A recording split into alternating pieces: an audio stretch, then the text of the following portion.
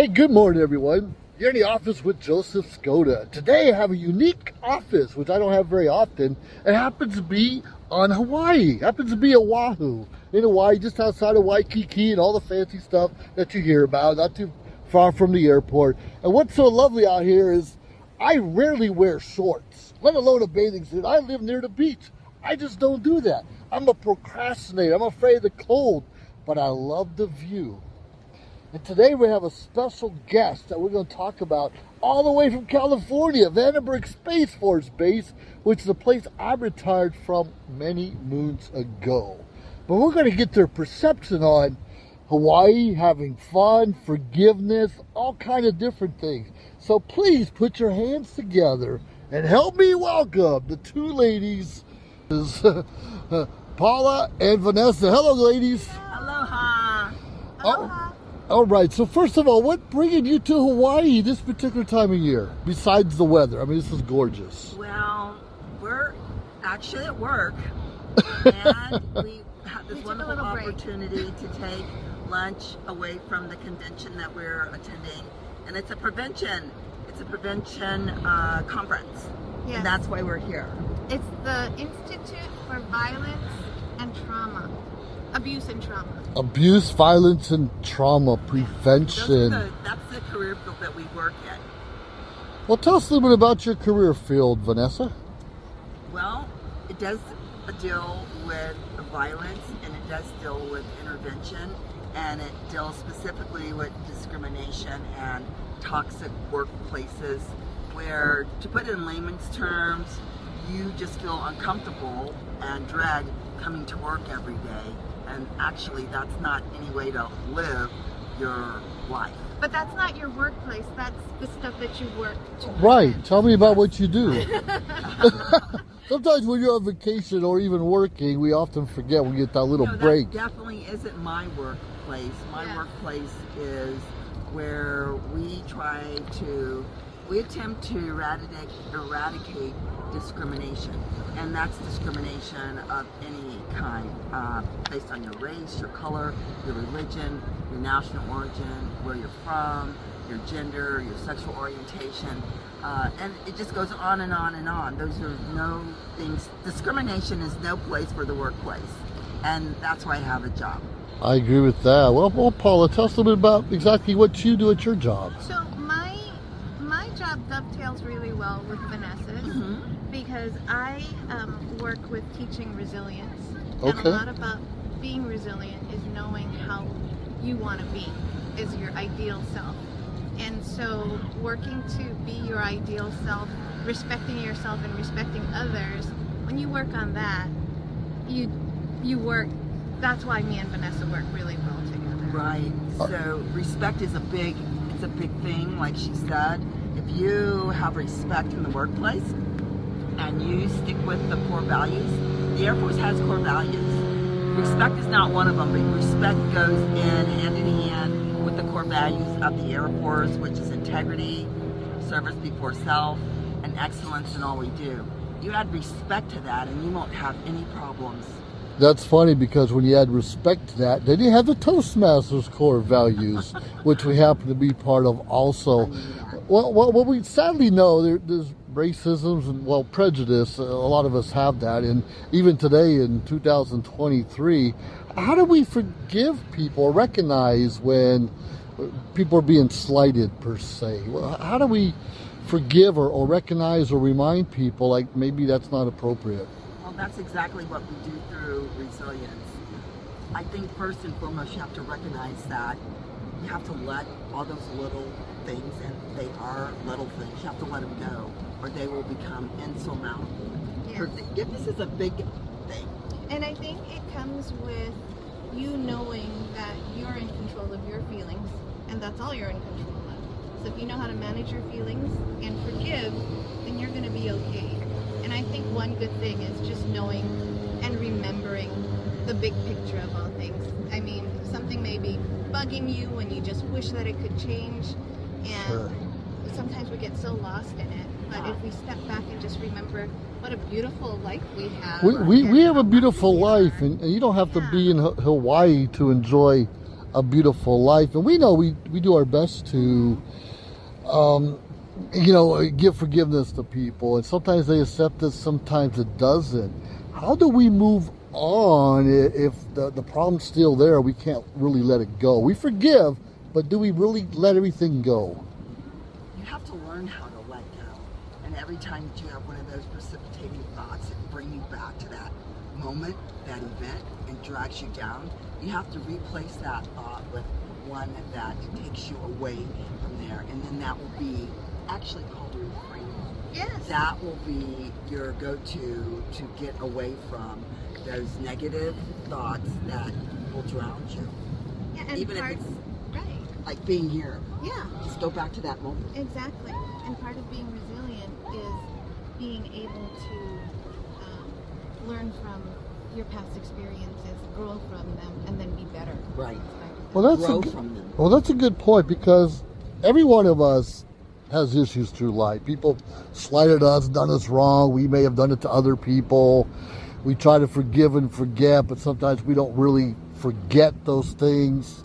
What do you recommend or tell other people? I know resilience we keep talking about, but you don't forget just by resilience. How do you truly learn to forgive someone that might continue doing you wrong? Or how do you deal with that? I believe you have to practice what you preach, and when you learn resilience, it's a life-saving skill, and it's a skill that you can rely on. I believe that's why they teach resilience in the armed services. They teach resilience in the armed services so that you can bank on those skills and resort to them to get you out of a war zone. And that war zone can be your mind. Wow. Your mind. That's a good point. You ever think about things that maybe your mind's holding you back from truly forgiving people, or even asking forgiveness? Yeah, I like to ask the question, what's the most important thing right now? And sometimes asking that question will help you to realize that, peace is more important. And you choose peace, that'll help you to just let go. Stay focused and centered on the moment. Like today, who would want to be anywhere else than here? Look around. Right. And I don't want to think about anything or anyone that is giving me issues right now, and that's a choice that I make. Right. So that's right. the key. Yeah. I agree. You'll go right back there, and I'd rather be here. I agree. Even though we live in California on the beach, it's just a different atmosphere. It's not as warm, for one thing. The water's not as clear. Usually, and it's different, but we still live near the water. To me, that's calming. And I'm a scuba diver, but I don't scuba dive in California anymore because it's cold, and I'm getting old and don't like it so much. So vacationing where it's warm is my thing, but not everyone necessarily has to travel to Hawaii or Alaska or even Florida just to feel a good sense of themselves. What are some other ways that you can go out and feel good about yourself and how you're living your life? I think you can just go out in nature. Just step outside. Take a walk. Movement is medicine. Sometimes if you just have a hard time making a decision, take a walk and you'll see that it may help you to come to a decision that you probably were struggling with. I agree. I know that I used to run for a while, and when I got away from that, I went down, not just physically but mentally. I just kind of sunk into depression, and I realized that the physical endorphins that happen when you run and you get out, and a body in motion tends to stay in motion, a body at rest tends to stay at rest. That really happens. I'd rather be out there doing things and getting my body running, and those endorphins that combat any form of depression or negativity from my own perspective. Sorry. Take a walk, take a run, do gardening, remove yourself. That's a good point. We hit the gym this morning. Obviously, I can't keep up with you most days, but I still make some effort. And it was packed. The gym was packed at the hotel, and even though we walked probably 3 or 4 miles, it came to a point, let's get a taxi. Even though Hawaii looks like a small island, it's still a long island if you're walking, and spending a couple hours just walking around hitting the different shops is a way to relax. I have a question for you, ladies, because a lot of people, I like to, I forgot how do you say, I like to sightsee, I like to window shop. I don't have to necessarily buy something. And I know a lot of people can't afford to buy the things they really want. How do you deal with that when you know people really can't afford it? And again, that's a perception. We may think they can't afford it. Maybe they're multimillionaires, who knows? But how do we make people feel comfortable just by window shopping? I think there's no rule or no expectation that we should place on each other. I had fun today showing you and Vanessa all my old stomping grounds. Oh, that was great. Here, I used Right. to work here. Right. We didn't spend a penny yet, No. besides the taxi Right. fare. Yeah. But don't put any expectations. Don't think that if people are there with shopping bags and everything that they're happy. Yeah. You be happy with what you know, be happy with what you have. And I tell you what, that shopping bag not necessarily is going to make you happy. And I know that they say retail therapy, but the retail place can sometimes be a thrift store, and you can get such a bargain there that you're on a high, and you leave with that bargain that's worth more to you and the moment and the memories that it brings than something that you could have bought that's designer from Tiffany's. Exactly. I mean, getting older, I realize now that I want to just collect experiences more than things. Yeah, for sure. They last longer. Now I just want to get rid of things. Exactly. Amen to that. It was just over the last few years I'm realizing that experiences far outweigh the things we have. And a few years ago I was able to take my older son racing Ferraris through Denver, Colorado. Nice. And taking my brother, and taking my brother to wonderful 5-star places in Scottsdale, Arizona, and spending time with it's so great, the experiences. That's why I joined a vacation club. Whatever it is, it doesn't have to be near a beach. It could be the mountains or the valley. And California has all that, the mountains, the valleys, the beaches, and that's always pretty exciting about there. Anything else? Like, I'm a procrastinator at heart. I know I get my hands in a lot of different fires and pots, and people think I'm doing so great and I'm busy. But sometimes I take too long to take action, and that slows down my progress. Any procrastinators out there? Yeah, I'm sure that there are a lot. I'm a procrastinator, but the one thing that I swear by is I'm not a multitasker. And even though I may have a lot of irons in the fire, I complete one thing at a time. And I have a checklist. And when I'm done, I check it off. That works for me. How about you? I think I do that too. It takes me, I'm probably the worst procrastinator, but I get things done. And then I realize, and I wish it would just click in my head, that when I get things done, I feel better about it. Yeah. And I just do it. Right. And don't take on too much. You know, we can't do everything. Can't do everything. I think one last question. Well, there's obviously, feel free to elaborate, but we all have a place that brings peace in our hearts. We all have a place that's calming to us. So, Pauline, where exactly is your happy place? My happy place is my garden, which is just in my backyard. Wow. So very accessible. It's where I go. That's as soon always as I wake nice. up. Yeah. When I wake up, when I come home, I'll go and check my garden. So I love it. And we can create these little oases, you know, wherever we are.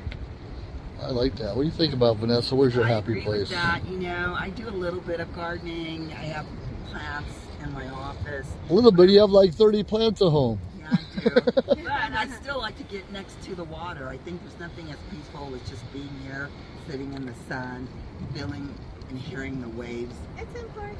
Yeah, it is. To It makes just it makes a self-care. difference. Yeah. That is self-care It for is me. self-care. It makes me healthy. Oh, I like that. Self-care. Now, how a lot of people don't know how to find a place that makes them happy. Probably because they have stress and just they bring that stress from the workplace with them everywhere they go, and they can't release it. How do you release some of that stress? I think that's an art that you have to learn. You have to learn how to do it. Just let it go, as I said before. You have to get to a point where you recognize that, oh, I'm going in the wrong direction. Stop, rethink that thought, and then reframe your whole experience. Reframing, I like that very much. Trying to find the right place that makes you happy. Yeah. Well, And once you get there, stay there. well, we still have to make a living, and sometimes our jobs are not our most happiest places that we can we can have. So anyways, before I let you ladies go, any last words of wisdom to people to have a more happier, fruitful, productive lives? Yeah, I like the saying hang loose. They do that here, and I know I'm kind of getting to what, nobody's rushed, nobody's hurried. I think, where we come from, it's always Stop, stop, stop, stop. but they still seem to maintain their work lives without, all the extra stress that comes with it. So, hang loose would be my last thought. Yeah, definitely. And I would just say, just don't take things for granted. Count your blessings. Count your practice blessings. Gratitude. Sure. Definitely. I know that when I'm having a bad day and I practice gratitude, when I'm having a bad day, that's when I know that I have to practice gratitude the most, and I can see the biggest difference during those times. Right. Be thankful for what you have and for what you don't have. Well, that's true too. Too many, if we had everything we wished for when we were younger, life would be pretty miserable right now.